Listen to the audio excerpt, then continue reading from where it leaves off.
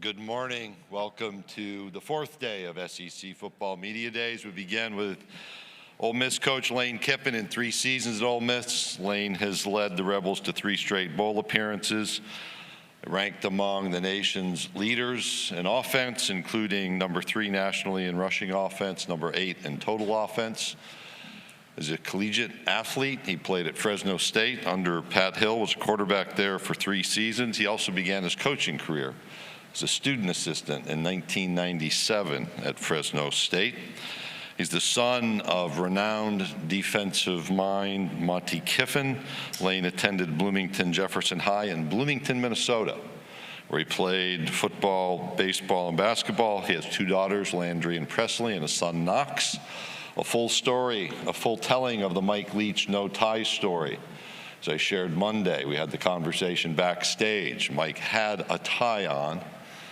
Later in media days, Lane arrived with no tie, emphasizing that I needed to run towards the Mike Leach and Lane Kiffin no tie attitude, which I've done this week. It's my honor to introduce to you, to begin our day 4, Ole Miss head football coach Lane Kiffin.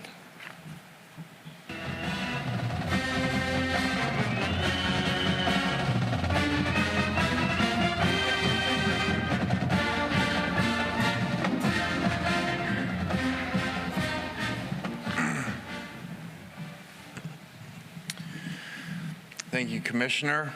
All right, so we're going into our 4th year here at Ole Miss, which has been a very exciting offseason for us. You know, really grateful to Keith Carter, athletic director, our chancellor, Boyce, for keeping us here and believe in what we're building here, and our Ole Miss fans in the city of Oxford has been awesome. So excited for this 4th year coming up. You know, to recap, we were on a really good run. I'm not going to say a great run because we have extremely high standards, but you know, coming off the 10-3 season, and really last year we were 8-1, and with the ball in our hands to go down, I want to say the 14-yard line, 1st and 10, with a chance to beat Alabama, to have a great home win and go to 9-1. And so that was a really good run for a season and 9 games there. And then I didn't do a very good job at the end of the year of keeping our team together. I think, not as an excuse, but I set it up here a year ago. You know, the challenge is when you have such a roster overhaul and so portal heavy, and I've said I've always been concerned about culture issues when you do that because you don't have kids that have been there very long. So, and I said one of those challenges, even if you look at the NBA when they put together these good free agent teams, is if seasons don't go great, it's very hard to keep everybody playing at a high level because the expectations were so high. So I think down the stretch there, after the Alabama game, I didn't do a good enough job of finding a way to keep our guys playing at a high level because we did not play to our standards at the end of the season. So excited about this season coming up. There's been a ton of change, you know, 40 new scholarship players. It's kind of the world that we live in. I think everybody's experiencing that more than ever on their roster. And I think every place has their own plan, and every place does things differently. I would think, I have to speak for myself, based off of what you need to do at that place to win. There's not this blueprint that's everywhere, that would be the same everywhere, in my opinion, because you got to figure out high school kids, junior college kids, and then portal kids, and where your numbers go there. And you know, with the relief from the 25 initial scholarship counters every year, that gets more creative of how you can put your roster together. For those who are not familiar, before there used to be a cap there, so you could not have these massive roster changes that you've seen at some places around the country. Also, Pete Golding coming in on defense. We're really excited about that change and what he brings. to bring him over from Alabama. I've known Pete and people that worked with him a long time.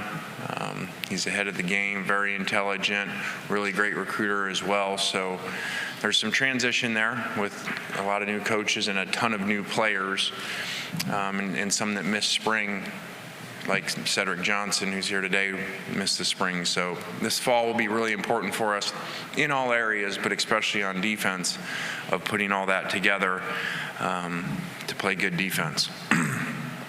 Some topics here that are out there, and so I'm going to address the portal NIL, what I kind of call disaster that we're in. And so I know that question's going to come, and the reason why I break that down usually is because I do afterwards get a lot of feedback from you guys in the media or fans that they're appreciative of a coach that really addresses where it's at and what are the challenges with it. So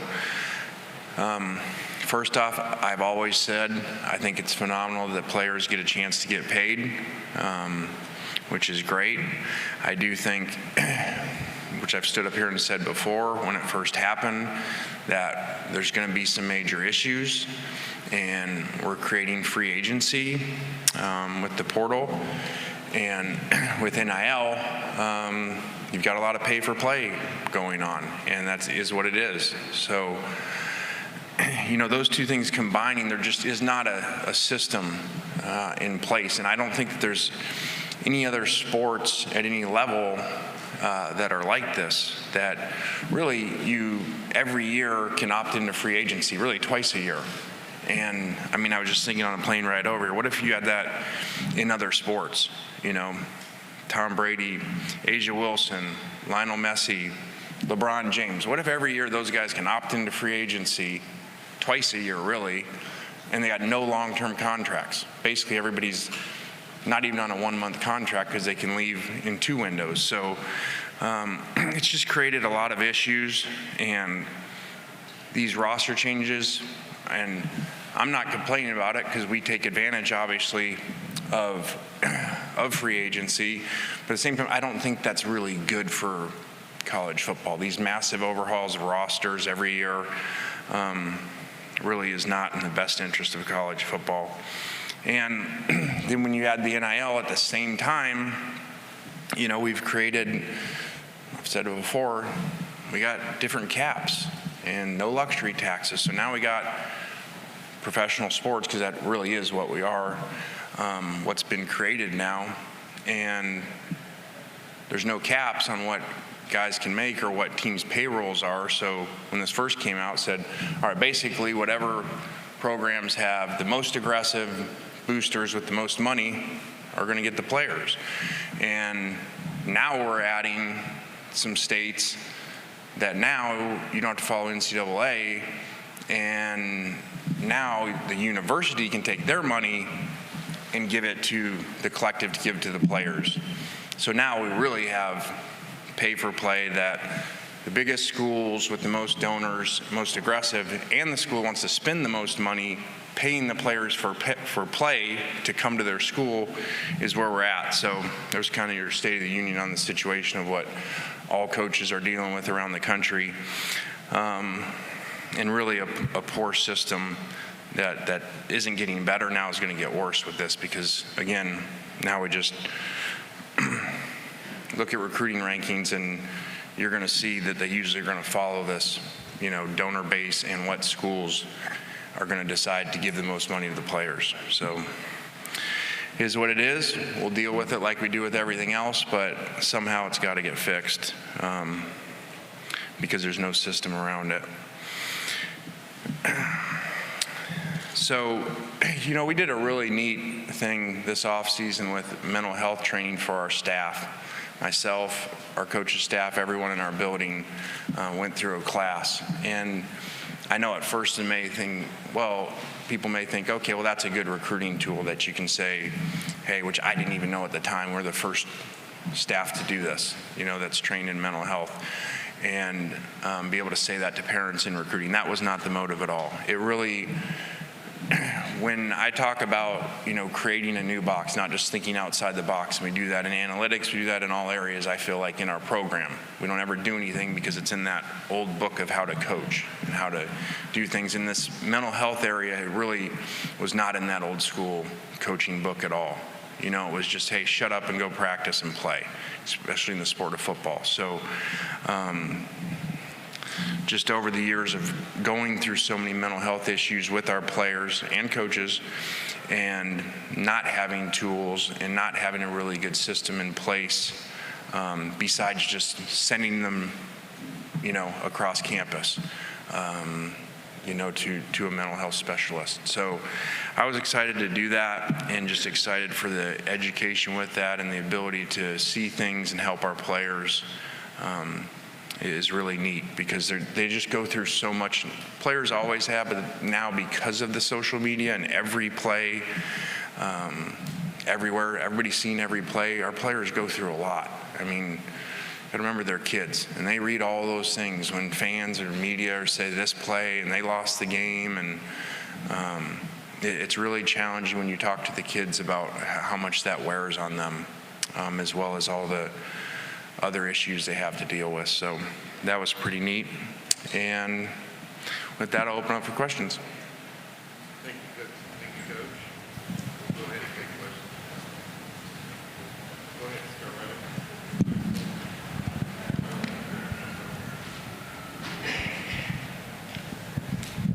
right. Jake Thompson, the Ole Miss Spirit. Lane, the penalties and the end of the Tennessee kind of investigation, with all that came out this past week. Obviously, your history with that program and other programs that kind of going through those penalties, just your thoughts on that overall. But I didn't take long.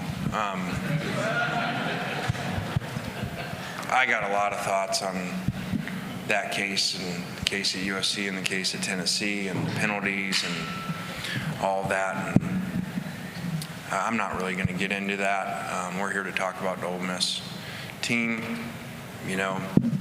Happy for Coach Heupel. I read where he was ecstatic about the penalties and the $8 million fine. So that kind of probably tells you about how severe the penalties are in their eyes. So I'm happy for them that they don't have to go through what we went through.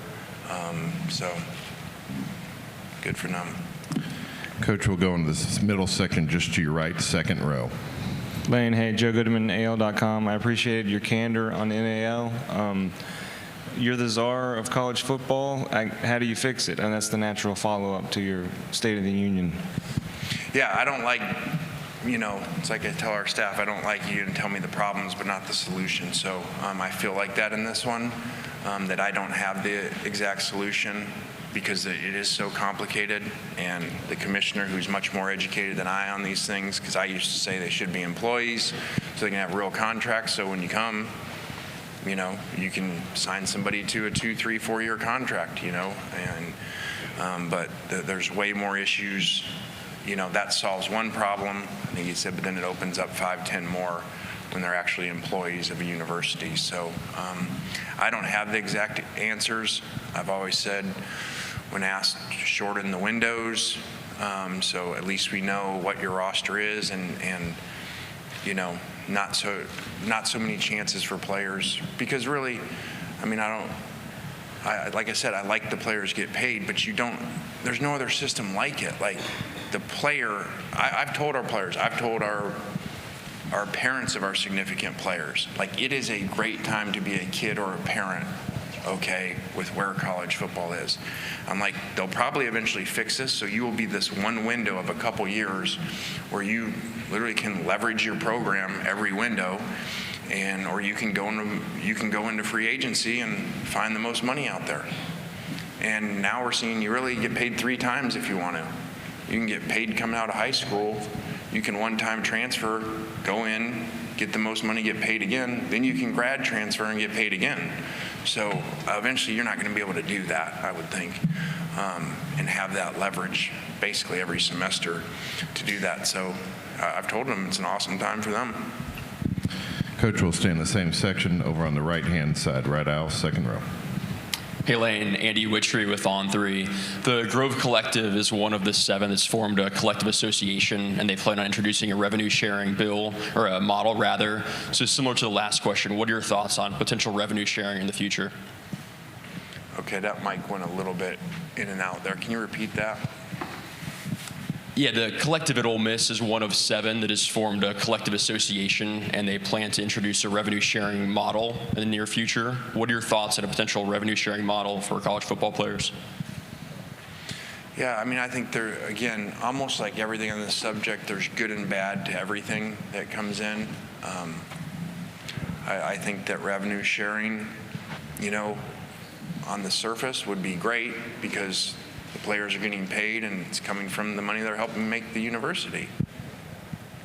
But again, I kind of try to think things through, and the other things that happen when you do something, just like when everybody was like, oh, we got this NIL, it's great. And then, in this portal, it's great. Whoa. And I'm not saying I was the only one saying, I'm like, whoa, this is a disaster coming because you just legalized cheating. And you just told donors they can pay the players. That's what you did. And then, it's supposed to be set up, well, it's really for your name, image, likeness, for your marketing. Again, that's not what's happening. They're getting paid to go to school, so it's pay for play. So the revenue sharing sounds really good, but then they're like, okay, well, we're going to revenue share, and then that's all they get. And I said, okay, well, wait.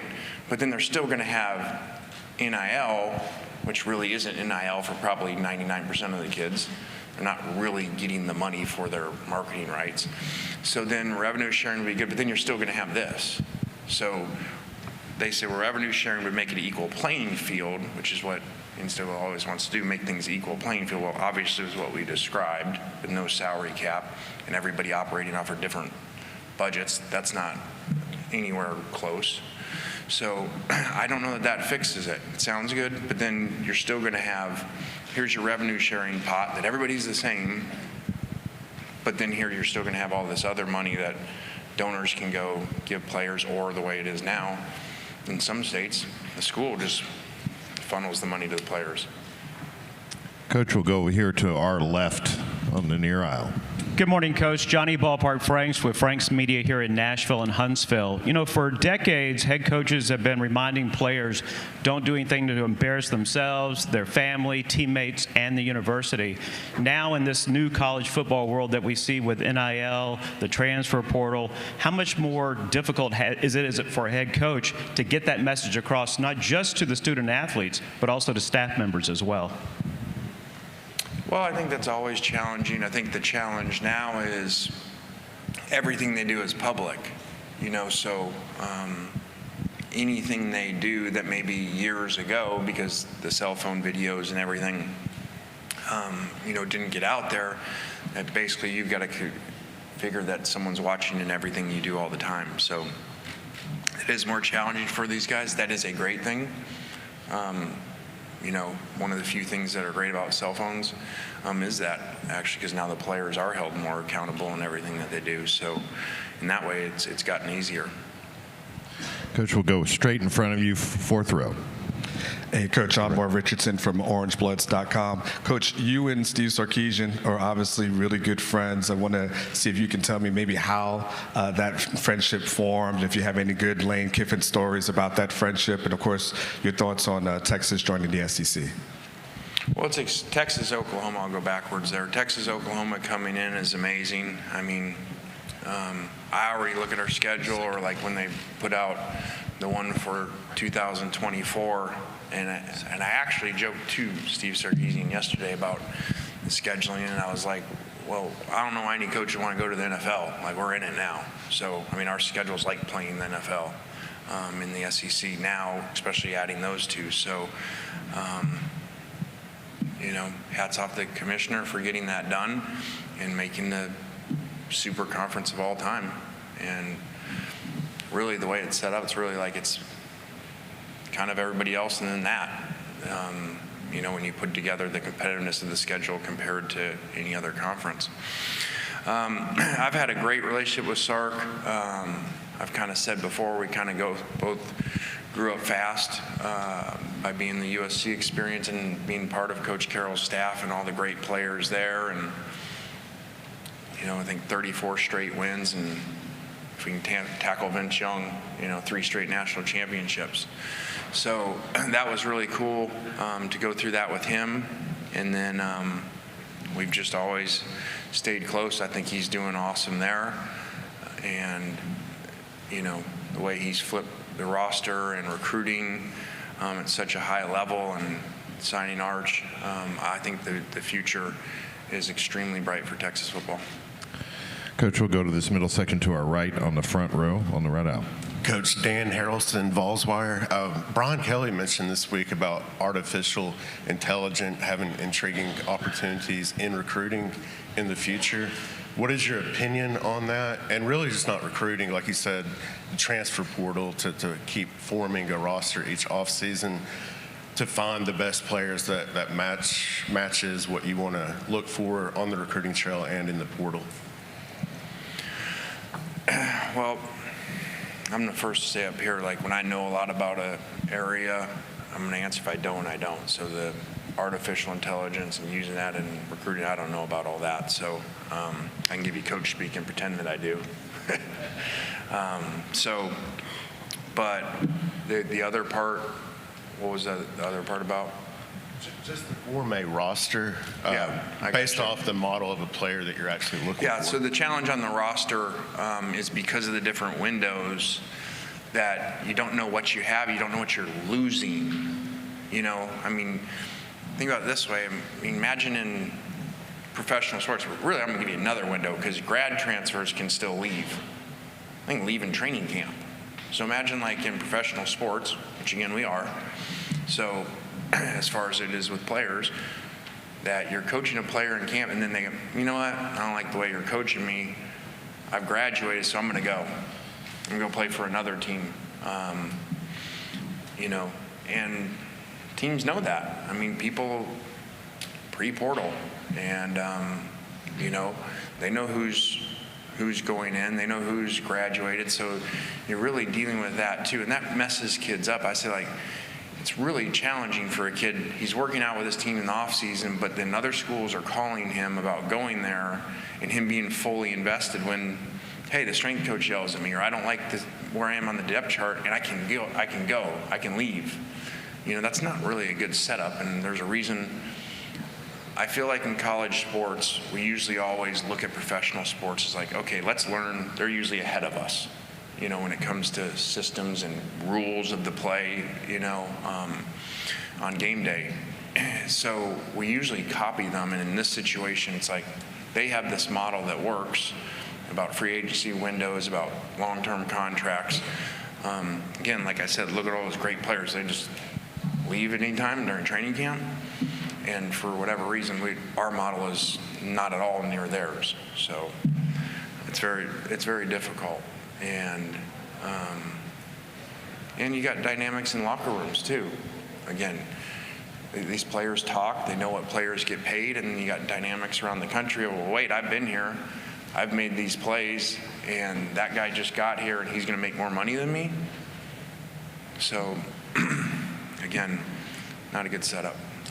Coach, we'll go right in front of you, third row. Kirk. Kirk Bowles from the Austin American-Statesman. You mentioned boosters and the most aggressive and richest boosters will get the players. Where does Ole Miss boosters rank, relatively speaking, in the SEC?